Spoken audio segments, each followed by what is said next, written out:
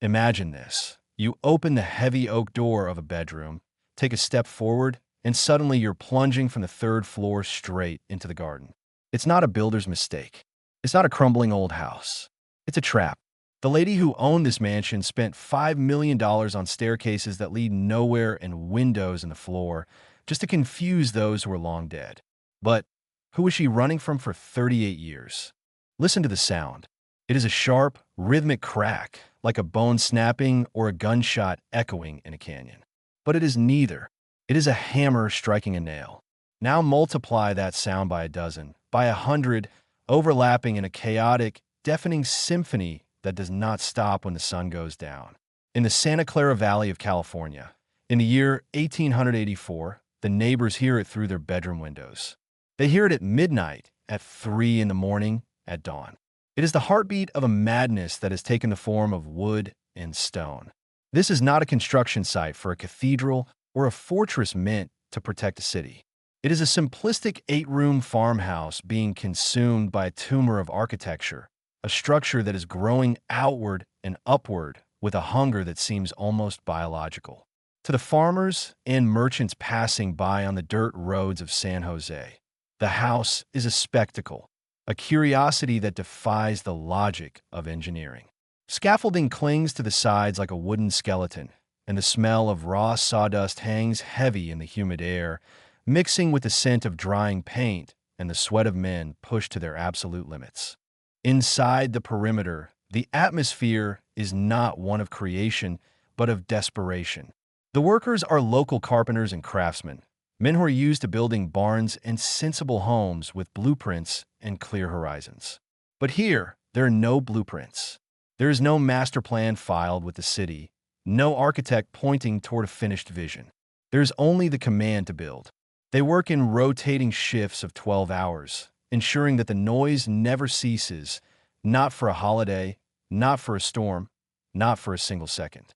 The payroll is astronomical, funded by a bank account that refills as fast as it drains, but the cost of the wage is their sanity. They are told to build walls that serve no structural purpose. They are ordered to construct chimneys that do not reach the roof. They frame windows in the floor and cover them with expensive Persian rugs. They are building a puzzle that is being solved and scrambled at the same time.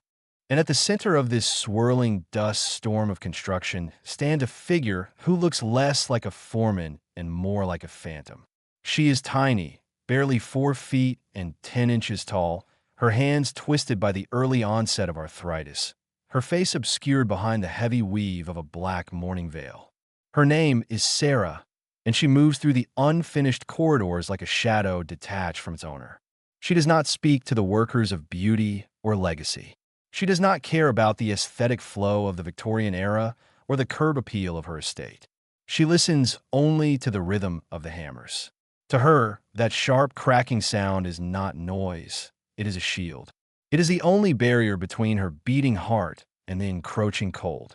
She is driven by a terror so absolute, so consuming, that she has convinced herself that the laws of life and death have been suspended within these property lines. She believes that as long as the house is growing, she is living. If the hammers stop, the silence will let them in. The neighbors think she is eccentric, a wealthy widow with too much money and too much time. They are wrong. She is a woman under siege, fighting a war against an enemy that casts no shadow, and she is building a cage for the invisible using the only weapon she has left, architecture. To understand the house, you must understand the blood that paid for it. Sarah was not always the witch of San Jose, hidden behind heavy veils and high walls. She was once the belle of New Haven, Connecticut, a woman of culture, a mother, and a devoted wife. But she married into a name that carried a heavy, metallic weight. Winchester is a name that echoes with the sound of lever-action steel. The Winchester Repeating Arms Company did not simply manufacture a product. They manufactured the mechanism of American expansion. The Winchester rifle, known as the gun that won the West, was a marvel of industrial engineering. It was designed to fire quickly, efficiently, and lethally, allowing a single man to rain down suppression fire that terrified indigenous tribes and Confederate soldiers alike. The fortune that flowed into the family coffers was staggering, a river of gold fed by a river of blood. Every dollar in Sarah's bank account, every silk dress she wore, every piece of fine china on her table was funded by a bullet entering a human body. For a time, the luxury masked the carnage. But then the silence began to creep into her life, louder than the factory machinery. It started in the year 1866. Sarah's infant daughter, Annie, fell ill with a wasting disease known as marasmus. The child simply faded away, her body unable to process nourishment, dying just weeks after her birth. Sarah was shattered, falling into a deep depression that hovered over the family for a decade. Then, the shadow returned. Her husband, William Wirt Winchester, the heir to the empire, was struck down by tuberculosis. He died in the year 1881, leaving Sarah with a fortune of $20 million and a daily income of $1,000, roughly $26,000 a day in modern terms. But she was alone. The money felt cold in her hands. It did not feel like a blessing. It felt like an exchange. Sarah did not see these deaths as mere biological tragedies or the random cruelty of fate. She saw retribution. In her grief, she sought answers not from priests or doctors, but from a spiritualist movement that was sweeping through New England. She traveled to Boston to sit in a darkened room with a medium, a conduit to the other side. The atmosphere was thick with incense and fear. The medium went into a trance and confirmed Sarah's darkest suspicion. The Winchester family was cursed. The spirits of thousands of people, indigenous warriors defending their land, soldiers cut down in the Civil War, outlaws and lawmen alike, had been killed by the Winchester rifle. They were confused, they were angry, and they were seeking vengeance against the family that had profited from their premature deaths. The medium told her that the spirits had taken her daughter and her husband, and now they were coming for her. However, there was a loophole, a desperate clause in the contract of the damned. The medium gave her a solution that sounded less like advice and more like a curse. She was told to sell her property in New Haven and go west toward the setting sun. She was told to build a house for these restless spirits. But there was a catch. The construction must never stop. As long as the hammers were ringing, the spirits would be appeased, or perhaps confused, and Sarah would be safe. If the work stopped, even for a day, she would die. Sarah took this prophecy as absolute gospel. She packed her trunks, left her life in Connecticut behind, and boarded a train for California. She was no longer a widow mourning her loss. She was a fugitive running for her life, armed with a limitless fortune and a terrified conviction that her survival depended on the ceaseless noise of construction. She was moving to the Santa Clara Valley to start a project that would only end with her final breath. And so the construction begins, not with a blueprint, but with a panic. The first casualty of the Winchester estate is the very concept of architectural order. Professional architects arrive with their rolls of paper, their rulers, and their obsession with symmetry, only to be dismissed almost immediately. Sarah does not want balance. She wants confusion. She does not want a home that makes sense to the living. She wants a labyrinth that will baffle the dead. She turns to the local carpenters, simple men with calloused hands and pragmatic minds, and offers them a deal that defies the economy of the era. She pays them 3 times the going rate to abandon their logic. She buys their silence and their obedience with the Winchester fortune. If she points to a solid wall and demands a window, they cut the hole. If she points to a finished floor and demands a skylight, they saw through the wood. They stop asking why within the first week, realizing that the answer is a check that never bounces. The work becomes a relentless, industrial grind that ignores the passage of time. The site operates in shifts 24 hours a day, 7 days a week, for 38 consecutive years. Lanterns sway in the darkness as hammers drive nails at 3 in the morning. The house begins to grow like a wild briar patch, consuming the garden, the orchard, and the skyline. It is not a building, it is a geological event. Rooms are added onto rooms without hallways to connect them. Wings are built, completed, and then immediately torn down, only to be rebuilt with a slightly different, more disorienting layout. The floor plan becomes a physical map of a fracturing mind, a sprawling, chaotic tangle of redwood and glass that has no beginning and no end. A staircase is constructed that rises steeply through the ceiling, the steps perfectly polished and carpeted, only to stop dead against the solid plaster of the roof. It is a stairway for a ghost, a path that leads nowhere. These anomalies are not mistakes. They are tactical decisions in a war against the unseen. A door is framed and hung on an upper floor, looking for all the world like a standard entrance to a bedroom or a linen closet. But when you turn the handle and step through, there is no floor, only a two-story drop to the garden below. It is a trap designed to catch a spirit stepping through from the ether. Sarah installs windows that look into other rooms and staircases that go down 7 steps only to go up 11. She designs the switchback staircase, a dizzying flight with steps only 2 inches high, forcing anyone, or anything, climbing them to move with agonizing slowness. She believes that if she cannot find her way to her own bedroom, the angry ghost of a Confederate soldier surely cannot find her either. She sleeps in a different room every night, navigating her own home like a thief, twisting through secret passages and pushing through walls that rotate, ensuring that when the sun rises, she has outsmarted the dead for one more night. The house is not just a shelter. It is a camouflage suit made of timber and terror. The interior of the San Jose mansion transforms into a suffocating masterpiece of beauty and dread, a paradox wrapped in velvet and encased in redwood. While the exterior presents a chaotic jumble of turrets and gables, the inside is being crafted with a level of opulence that rivals the palaces of European royalty, yet is an opulence designed for no audience. Sarah Winchester is not building for the approval of the local gentry or the envy of the East Coast elite she left behind. She is decorating a purgatory. The finest materials the world has to offer arrive by the trainload at the San Jose depot, shipped directly from the ports of New York and San Francisco. Rail cars groan under the weight of exotic woods harvested from the farthest corners of the globe. There is teak from the humid forests of Burma, mahogany from Honduras, rosewood, ebony, and white ash. The air inside the house becomes thick with the scent of sawdust and expensive varnish, a perfume of wealth applied to a structure that makes no sense.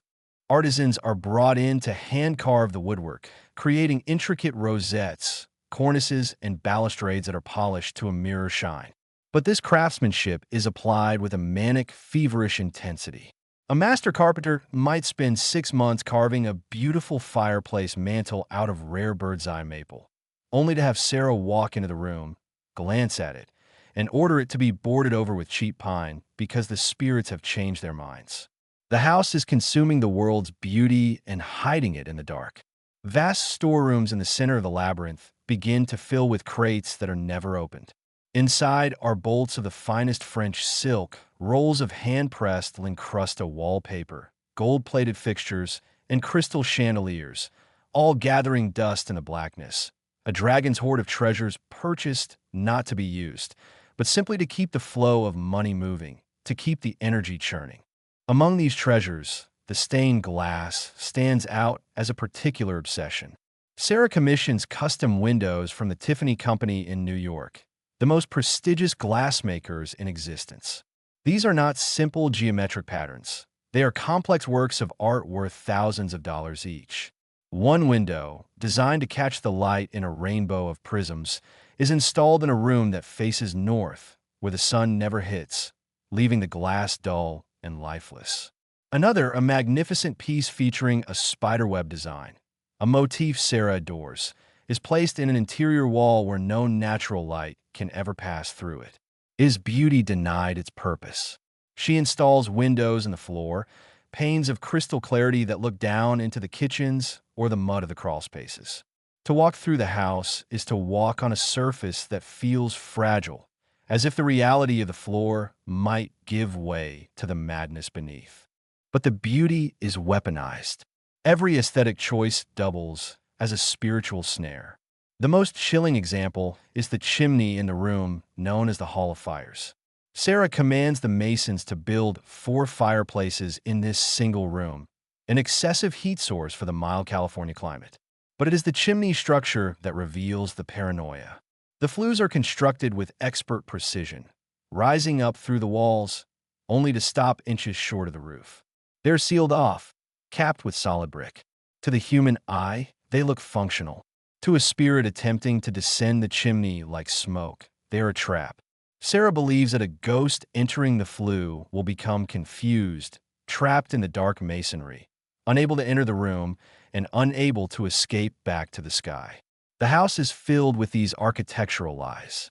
Then there's the numerology, an obsession that bleeds into the very hardware of the home. The number 13 is stamped onto the estate like a brand of ownership.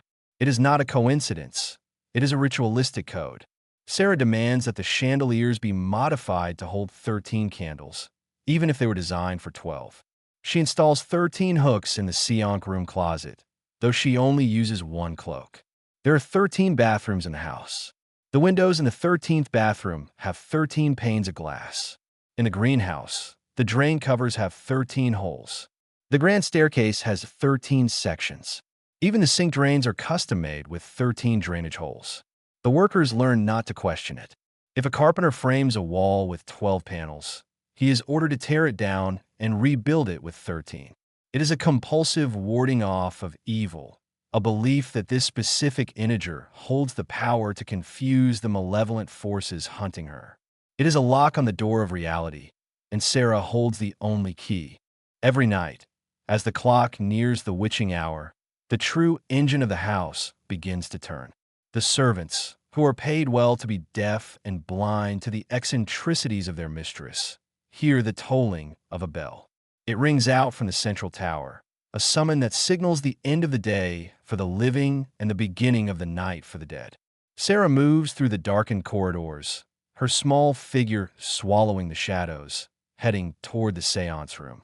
This is the heart of the labyrinth, a small, cold chamber located deep within the structure. It is the only room in the house to which Sarah alone holds the key.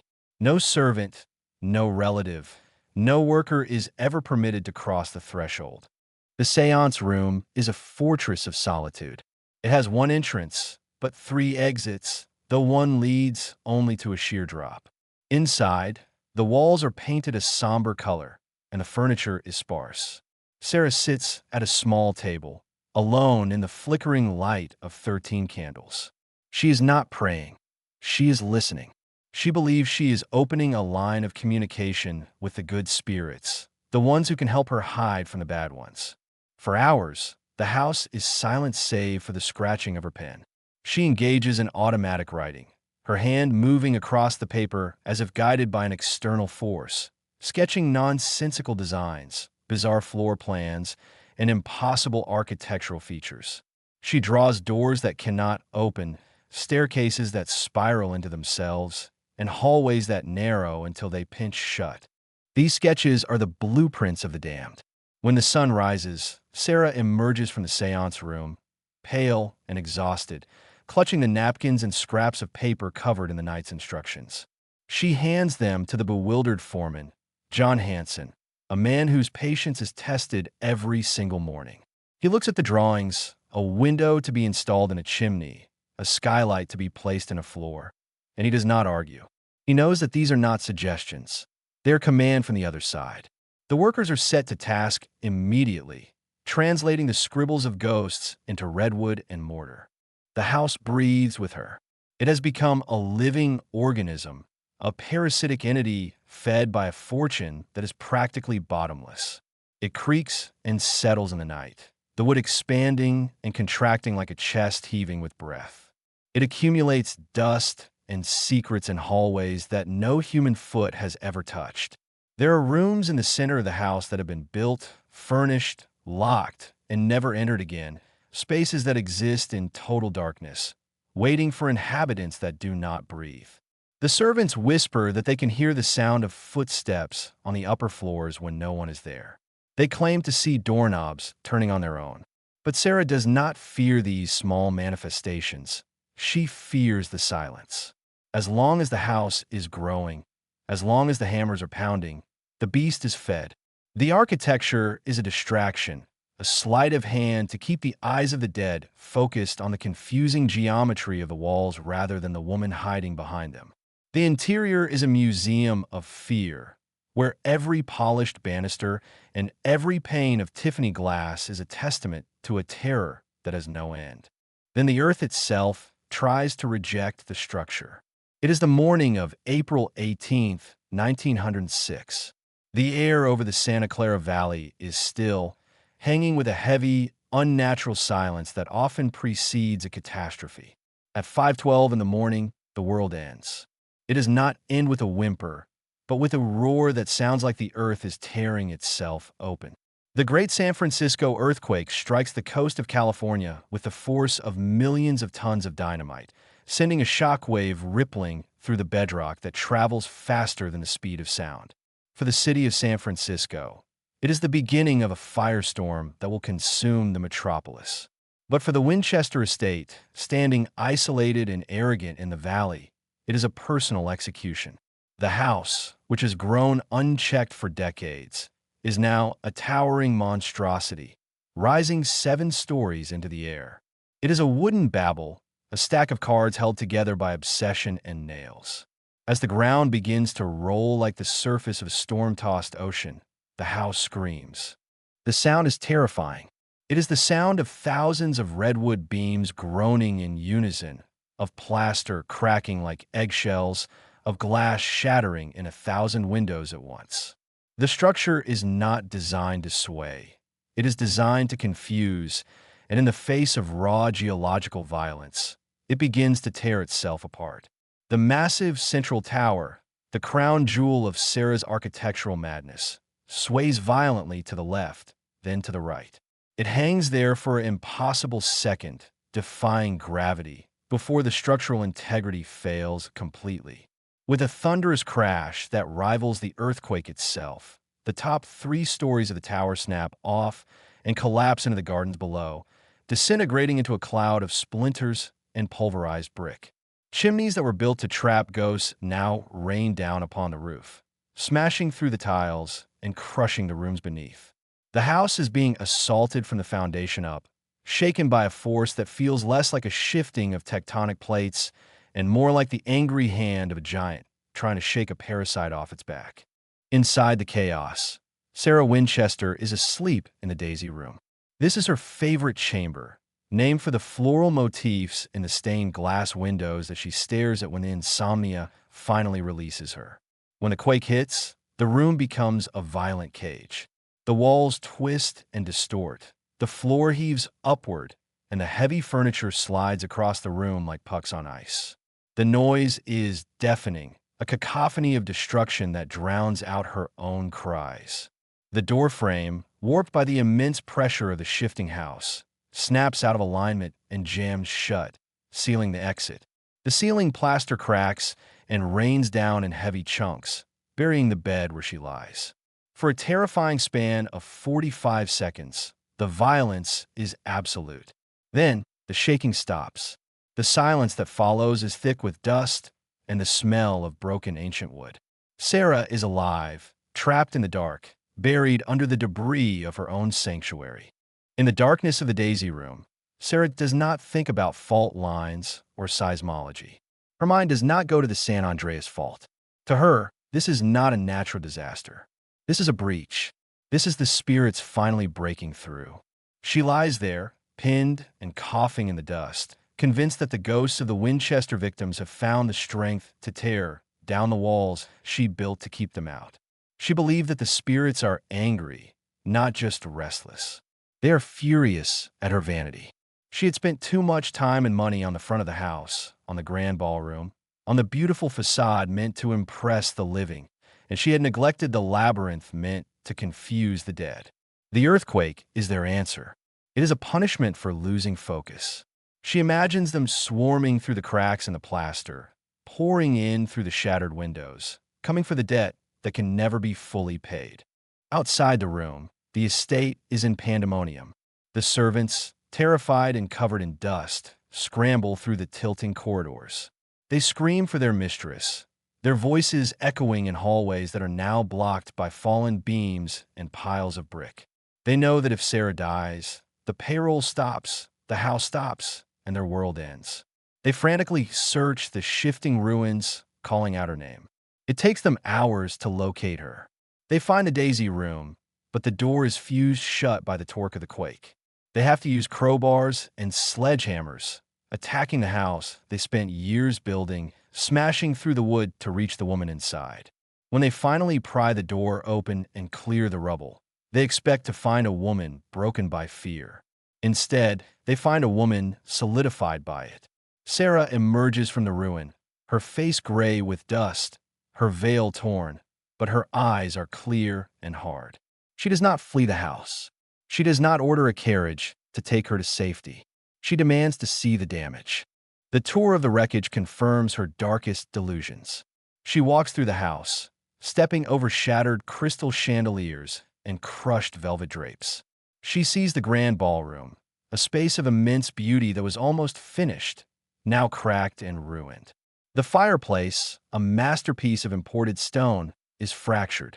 Two of the priceless Tiffany stained glass windows, which cost more than most families earned in a lifetime, are shattered on the floor. The front of the house, the public face, is devastated. To any other owner, this would be a tragedy requiring immediate restoration. Architects would be called, insurance claims filed, and repairs begun to restore the grandeur. Sarah does the opposite. She looks at the ruin of the grand ballroom and sees a warning. The spirits struck the parts of the house that were built for show. They struck the tower that reached too high. They struck the rooms that were too perfect. She issues an order that stuns the foreman. Nothing in the front section of the house is to be repaired. Not a single board is to be replaced. Not a single brick is to be relaid. She orders the workers to board it up. They take heavy planks of redwood and nail them across the entrances to the grand ballroom and the front parlor.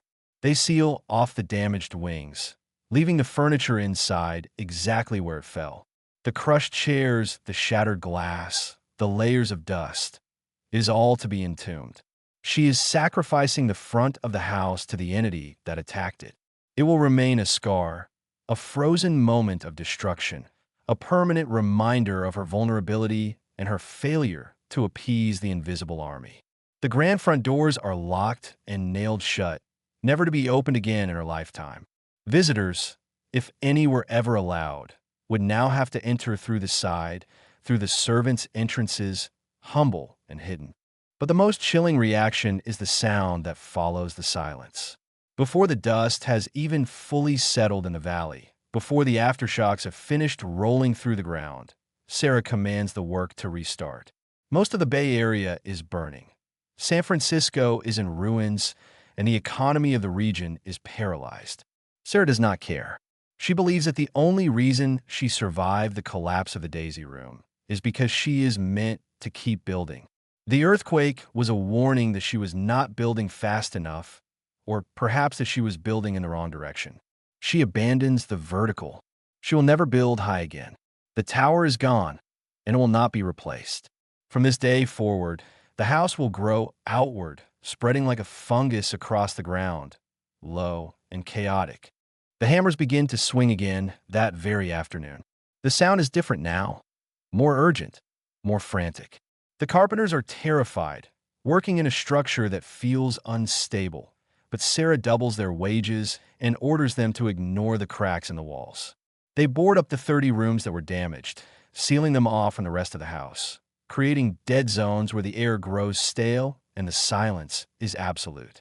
These phantom rooms sit just on the other side of the wall from the active construction, filled with the wreckage of 1906, while on the other side, new lumber is being nailed into place. Sarah retreats deeper into the labyrinth, moving her living quarters into the center of the house, wrapping herself in layers of nonsensical architecture. She sleeps with the lights on. She walks with a purpose that borders on mania. The earthquake did not break her resolve. It hardened it into something impenetrable. The house has tried to kill her, the earth has tried to swallow her, and the spirits have tried to crush her, but she is still standing, and as long as she can hear the sound of the saw and the hammer, she believes she is winning. The destruction is simply part of the design now. The ruin is part of the ritual. The cage must be stronger, more complex, and it must never, ever stop growing. On the morning of September 5th, 1922, the air in the Santa Clara Valley is cool and thick with the early autumn fog that rolls in from the Pacific. For 38 years, the sunrise has been accompanied by a specific industrial soundtrack. The neighbors have woken up every single day to the rhythm of hammers, the rasp of saws, and the shouting of foremen. It is the heartbeat of the valley, a constant reminder of the eccentric widow and her endless war against the invisible. But on this morning, the sun rises over the Diablo Range, and there is nothing. The silence is sudden, absolute, and terrifying. It is not the peaceful quiet of a country morning.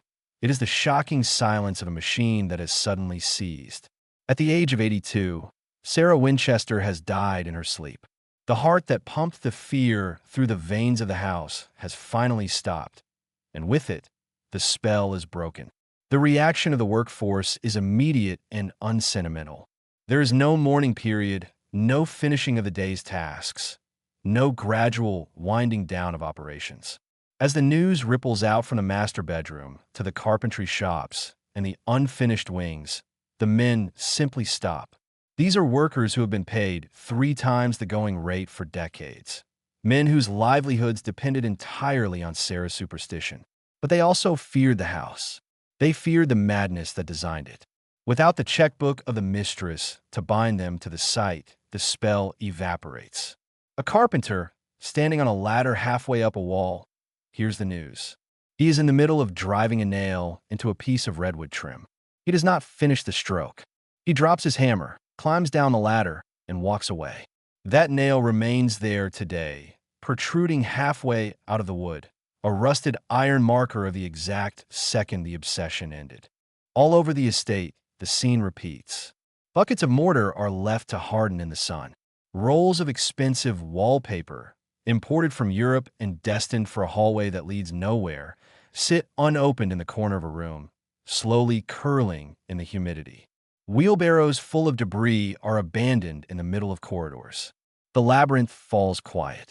The servants, who have spent their lives navigating the secret passages and dodging the ghosts of their mistress's imagination, begin to pack their bags.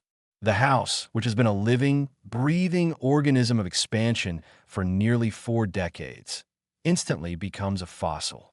The energy drains out of the wood. The chaotic growth that defined the skyline for miles is arrested in time, leaving a structure that looks less like a home and more like a ruin that was inhabited before it was even finished. But the true horror of the Winchester legacy is not found in the silence of the hallways or the sudden departure of the staff.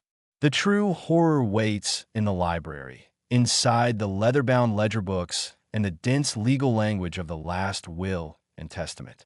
When the lawyers and accountants arrive to assess the estate, they are prepared for eccentricity. They are not prepared for the scale of the devastation. They begin to tally the cost of Sarah's fear. The numbers are staggering. In a time when a comfortable home costs a few $1,000s, the assessment reveals that Sarah poured roughly $5,500,000 into the construction. In modern terms, this is a fortune exceeding $70 million. It is an ocean of wealth, generated by the most efficient killing machine of the 19th century, poured into a structure that has no purpose. The will itself is a final testament to her fractured mind. It is divided into 13 sections and signed 13 times. But what it reveals is a tragedy of waste. Sarah leaves her personal property to her niece, Marion. This includes the furniture, the art, the tapestries, and the jewelry. But the house that consumed her life, she leaves no instructions for it. It is as if, in death, she realized the futility of the trap she had built. The structure is deemed effectively worthless. It is too large to be a home, too confusing to be a hospital, and too broken to be a hotel. The appraisers look at the staircases that lead to ceilings and the doors that open to drops, and they see only liability. The estate that cost millions to build is appraised at a mere $135,000. The house is not an asset. It is a tomb of bad investments. The dismantling begins. It is a looting of the highest order. For weeks, moving trucks rumble up the driveway, the same driveway that once welcomed the deliveries of teak and crystal. The niece, Marion, takes what she wants and auctions off the rest. The house is stripped bare. The Persian rugs are rolled up, revealing the trapdoors and the floors. The Tiffany lamps are unscrewed, leaving the rooms in shadow. The furniture is carried out, piece by piece, until the labyrinth is nothing but a hollow shell. Without the velvet drapes and the gold fixtures, the architecture looks even more insane. The bare bones of the house are exposed. The rough lath behind the plaster, the uneven floorboards, the desperate claustrophobic geometry of the rooms. It becomes a skeleton of a nightmare, stripped of its skin. As the accountants close the books, the moral weight of the story settles into the dust. For 38 years, Sarah Winchester believed she was running from the ghosts of the indigenous people, the soldiers, and the innocents killed by the Winchester rifle. She believed they were chasing her across the plains, hunting her through the corridors, waiting for the hammers to stop so they could claim her soul. But the ledgers tell a different story. The ghosts were never in the hallways. They were in the money. Every check she wrote was signed with blood money. Every plank of wood was bought with the profits of violence. The Winchester Repeating Arms Company made its fortune by industrializing death, by making it faster and easier to end a life. Sarah took that profit and tried to build a life out of it, but she could only build a monument to her own guilt. The house stands today as a tourist attraction, a curiosity for people to gawk at. They pay their admission fee and walk through the switchback staircases, laughing at the doors that open to walls and the windows and the floors. They listen to tour guides tell stories about the mystery house and the eccentric widow who talked to spirits. But if you strip away the legend and look at the reality, the story is not about the supernatural. It is about the corrosive power of conscience. Sarah Winchester built a prison for herself. She had the freedom to go anywhere in the world, to do anything with her immense wealth. She could have built hospitals, schools, or libraries. She could have tried to heal the world that her husband's rifle had helped to break. Instead, she locked herself in a valley and spent 4 decades playing hide-and-seek with her own shadow. The tragedy is that the trap worked, but not on the ghosts. It trapped her. She lived in fear every single day, surrounded by the finest luxuries, but unable to enjoy a moment of peace. She ate alone, she slept alone, and she died alone.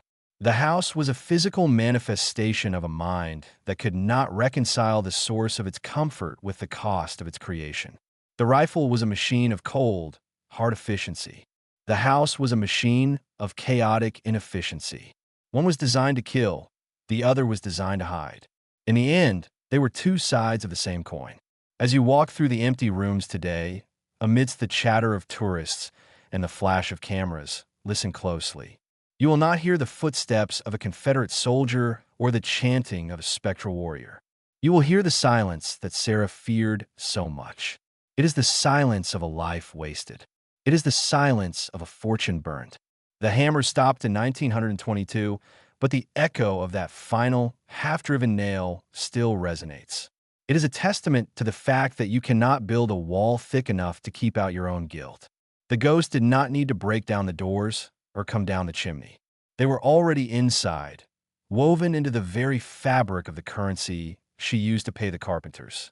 Sarah Winchester fought a war for 38 years, and in the end, the house is the only winner, a sprawling, senseless tombstone for a woman who was buried by her own inheritance. The ghosts were in the bank account, and they won.